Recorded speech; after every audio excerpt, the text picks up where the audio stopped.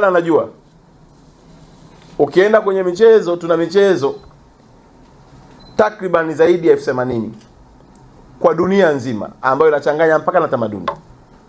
Lakini ukienda kwenye michezo inayotambulika na kurasimishwa na ina mashirikisho ni zaidi ya michezo 20,000.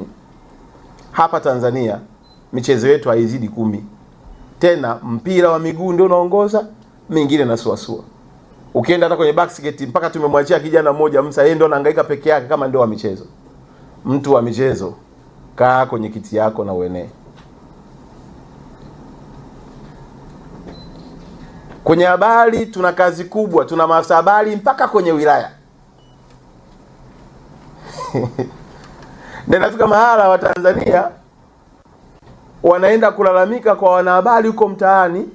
Wanahabari wanaamua kuripoti kero ya wananchi iliyotokea kwenye halmashauri zetu, kwenye wilaya zetu.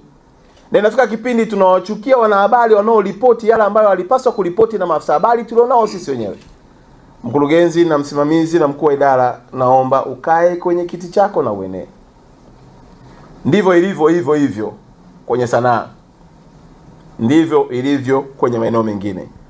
Ninasema hivyo kwa sababu mimi muda wa kusubiri sina. Umri wangu huu, nisipokuwa na spidi ya kutimiza ndoto za Watanzania waliomwamini Daktari Samia wakamteua, na mimi nitakuwa siandiki alama njema kwenye kizazi kilichopo.